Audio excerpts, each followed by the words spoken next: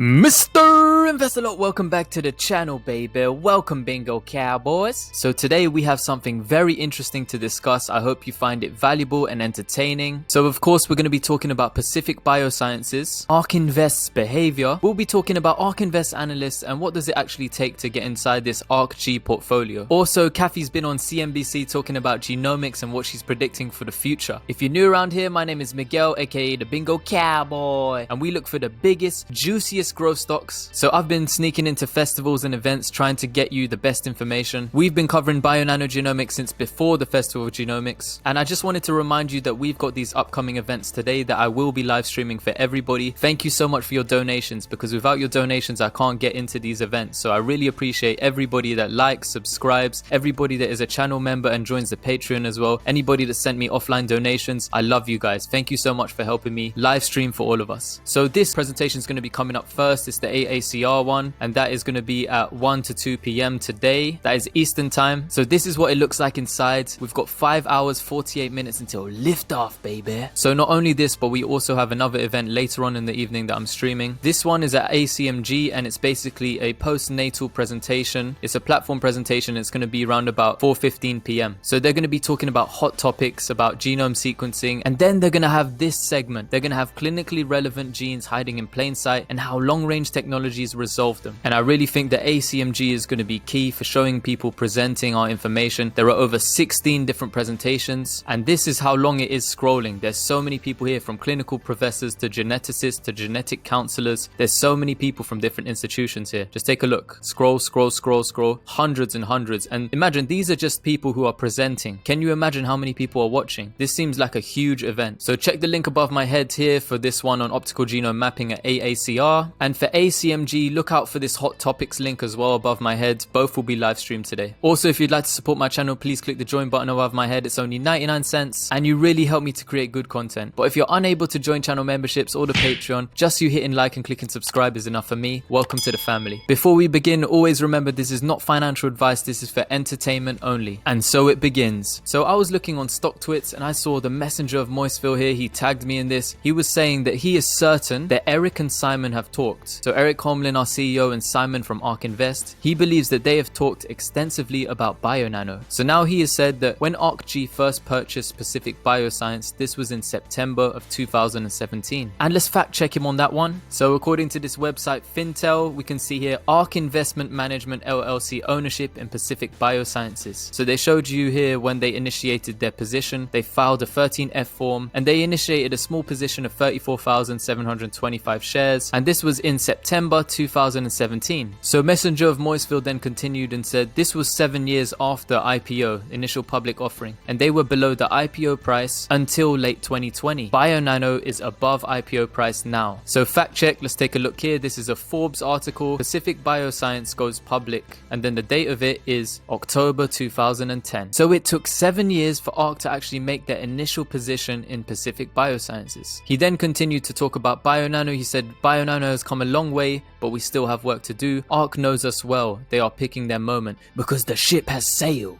Then he's got Pinocchio, and he said, and people who say us announcing record numbers of presentations at ACMG is soft are wrong. That's massive. We went from like 5 or 6 to 16 in 1 year, including C19 during a pandemic. Point is that we are making the progress we need to make in the US market and also around the globe, etc. Stay tuned. So yeah, when we talk about the magnitude of what ACMG is, just take a look here. For those of you that haven't heard about this event, it's basically a massive annual meeting. It's the American College of Medical Genetics and Genomics. So it's an organization that is composed of biomedical, clinical, cytogenetic, medical and molecular geneticists, as well as genetic counselors and other healthcare professionals committed to the practice of medical genetics. So just all the big boys in all the big industries within genomics. So Messenger of Moistville was stating that he thinks, they're just picking their moment. So let's see what the actual price was at IPO for Pacific Bioscience, and then let's look at 7 years after when Ark Invest decided to buy. Let's see what the price was then. So let's check out Pacific Biosciences. As we can see here, when they IPO'd, they were roughly around about, 16 to 17 $18. And if we come across the timeline all the way to 2017, it was September 2017 when they first initiated their position Ark, and we can see it was hovering around about the $5 range. So they waited, 7 years for them to initiate a position when it was in a range when they were happy to buy. And Ark Invest, I think I remember they were saying they work on multiples, so they want to buy into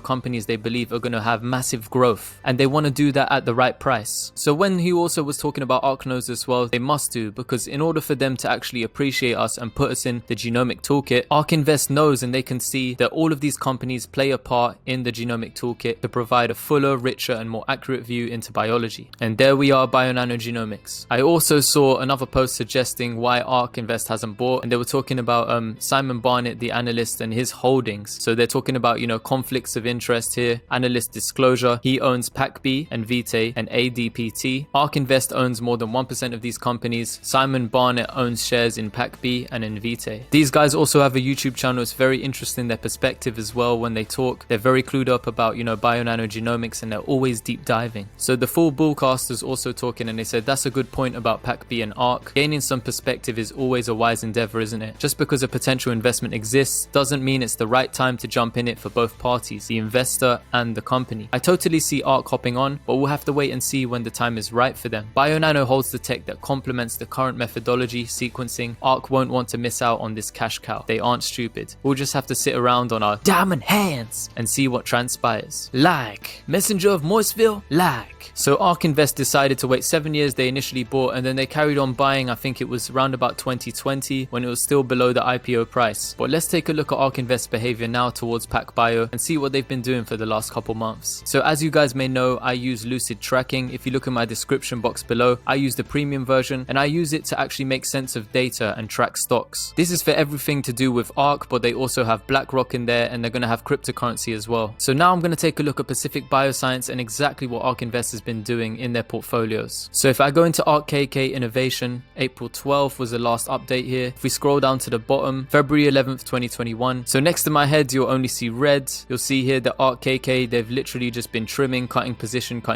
They haven't done a single buy. So they've been selling it since $51 all the way up to the current price of $30. Now let's look at the genomic portfolio. We can see here that this was one of their highest conviction stocks at one point. February 11th they cut $34 million in one batch. Ever since then it's been 1 million, 10 million, another 10 million here, 9 million, 11 million. They've been selling throughout February and March. They've been trimming their position, and this is when it was $51. And even so, just the other day, even at $30, they're still selling like a million here, a million there. They even sold it on a day when it was $29, PacBio. And another thing to see is with conviction stocks, you can see here that the weight of it was actually 6.8% of this whole portfolio, and then now when we look at it, it's 4.6% now. So they've trimmed it heavily. Another cool feature here is I can look at things by ranking. So on Lucid Tracking, I just go to rankings up here, and I want to look at ARKG, and you can see which ranks have moved places and what position they're currently in. So what's interesting is, with Tesla is like a high conviction stock for, Ark Invest. Because of shareholders, they can't have more, usually I think it's something like 10%. They can't have more than 10% in a single stock just to manage risk. So we have Tesla up here, and you can see that it's currently 11% in one of their portfolios. They're probably going to have to trim it soon, even though that's their highest conviction stock. However, you're going to want to check this one out. PacBio is number 3 in their genomic portfolio. They have their most conviction in Teladoc, then Exact Sciences, then Pacific Biosciences. But it only makes up 4.8% of their portfolio, and even when it was 6% of their portfolio, they said it was too much. And if this is a high conviction stock for them, why do they keep trimming it? They just literally keep trimming it down as much as they can. We're talking about tens and tens of millions of dollars of sales over the last couple months. Let me know your comments. Why do you think this is? If they believe long read sequencing is going to be the future, and they believe PacBio is one of the leaders in here. Remember, they exited Illumina, and it was a hard exit, and since then Illumina has exploded in value. If they believe in long read sequencing so much, and that it's going to be such a juicy market, it's going to have a compounded annual growth rate of 82% through 2025, then why do they keep selling Pacific Biosciences throughout the whole of February, March, and they haven't initiated a single buy? Which is interesting to look at as well. I'm going to be watching watching carefully to see when are they actually going to start buying up Pacific Biosciences again, at what value. I'm also going to look to determine, will it go up in weight in their portfolio? How much percentage will it make up of this ARKG portfolio? So what will it take for us to actually make it into this, ARKG portfolio too? Let's take a look at the people in charge of it and what their focus is. So the focus is around DNA sequencing, gene editing, gene therapy, AG bio, targeted therapeutics, and molecular diagnostics. Kathy Woods is the portfolio manager, but she relies heavily on Simon Barnett and Alexandra Ehrman. So these two are the main analysts for ARKG in the genomic portfolio. So let's take a look into Simon Barnett. So he joined Ark as an analyst in October 2018, and he focuses on next generation DNA sequencing, molecular diagnostics, bioinformatics, and synthetic biology. Before he came to Ark, he was actually an engineering intern at Tissue Analytics, and previous to that, Simon was a research intern at South Texas Accelerated Research Therapeutics. And if we see, has he got any accreditations and qualifications, he graduated from the Johns Hopkins University in 2018 with a Bachelor of Science in Chemical and Biomolecular Engineering and a focus on computational biomedicine. I think with Ark Invest as well, some of their analysts, they just have to understand the industry really well. You don't have to be someone who has multiple PhDs, but you are constantly having to catch up and having to learn all the time in order to understand how the industry is evolving, and genomics is evolving at an exponential rate. So for example, Simon Barnett was saying that liquid biopsies is worth $100 billion. That was in one of his Ark Invest videos on their YouTube channel, and I found this tweet from Simon. On April 5th, he said, "Meanwhile, we don't believe any other sequencing platform right now or in the near future could be a feasible alternative to Illumina's for earlier cancer detection liquid biopsies. I'm not sure any company in the space uses a different system for this, happy to be corrected."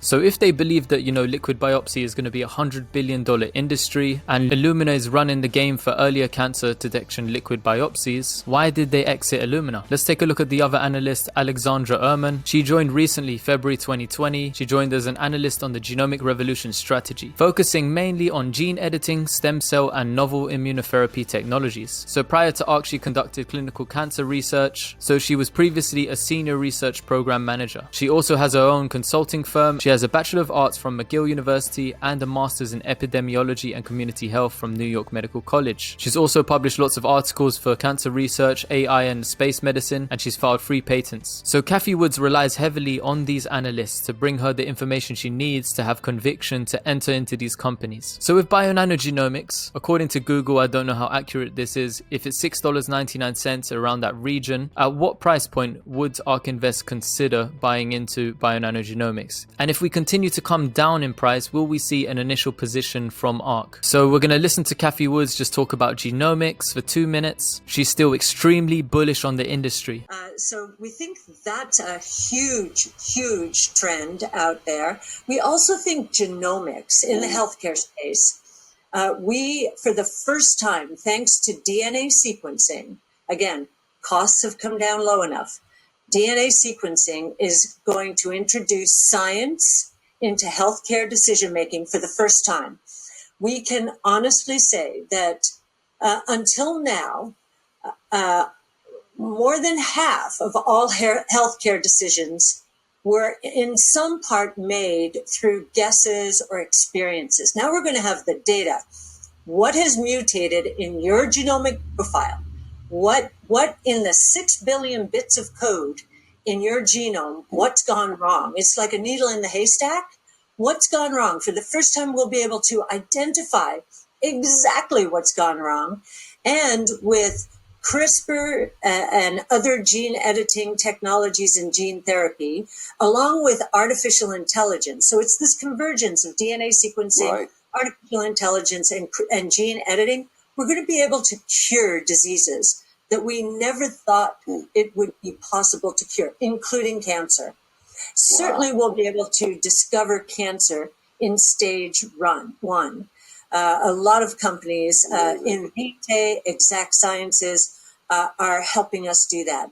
And if we're able to discover where the mutations are, now the technologies are coming along that we'll be able to cure them. In stage 1. That's the next big thing, yes. Bionano Genomics also released this. It says, welcome to Cytopia. Here they've basically looked at cytogenomics and a utopia with the sapphire center stage, baby. So with here, it looks like it's almost like a sales process. They're talking and describing, you know, the problems, but now they're talking about, you know, the solutions, a heavenly solution. In Cytopia, you get more time running samples and a high resolution view of your chromosomes that simplify accurate analysis. Here you get actionable results with just a few clicks in just a few days. They're talking about how good it is, how streamlined, how efficient, how cost effective, and they're talking about being able to see the truth within the genome structure. They're literally looking at all the problems that you have typically in the genomics and genetics region, and they're explaining, you know, how they can solve it, how it's so good with Sapphire. And scrolling down to the bottom just to back this up, after talking about a smooth workflow, after talking about structural variants and detection rates, how easy it is, data analysis in just a few clicks, you get down here and you have the studies. These are the major markets that we're working on. We're working on, you know, blood cancers, solid tumors, and we're looking at genetic and rare disease. So they're showing these guys, we're presenting their research, and you can watch the video directly. And all of the research, everything compounded together, will give people conviction to experiment with the Sapphire system and find the results that others are getting. And I believe that when, you know, the sales and the adoption of the machine comes into play, like the messenger of Moiseville was showing with all these flags and around the globe, when we got the news about Africa, can you imagine if they believe that OGM has the potential to revolutionize the cytogenetic analysis in Africa and the rest of the world? And this person who is a national board examiner, Joanne Kotze, her goal and her plan is to register the Sapphire-based laboratory as a training laboratory, and they want to write OGM into the South African cytogenetic guidelines. When you write this into a guidelines, you need to abide by the guidelines in order to ensure that you're giving the proper standard of care. So if we see this get written into guidelines and we see adoption across the world, more sales will equal more bullish investors. Greater revenue may see us increase in institutional owners. We got 69 at the moment. And what's interesting to see is those small kind of initial positions taking place. All these greens are new positions opening, but we have to wait 45 days to find out, you know, how many people have bought in the recent months. But always remember that Vanguard has placed millions and millions of shares. You can see here they have over, you know, 6-7 million shares, probably even more than that, because you can see the institutions that are holding Bingo, they have over 13.5 million shares. And with increased sales and revenue, we may see this go flying, baby. As always, don't forget to tune in later tonight. We're going to be live streaming this. I'd love to see you all there. We're going to have a whole load of fun watching, you know, AACR and ACMG tonight. Drop me some comments. Let me know your thoughts about Ark Invest, you know, maybe having an initial position if we continue to come down in price. And if you're able to support my channel, please click the join button above my head, or you can join the Patreon. And please just remember, none of this is financial advice. This is for entertainment only. And if you're not able to join channel memberships or the Patreon, just you hitting like and clicking subscribe means the world to me. Thank you so much for watching.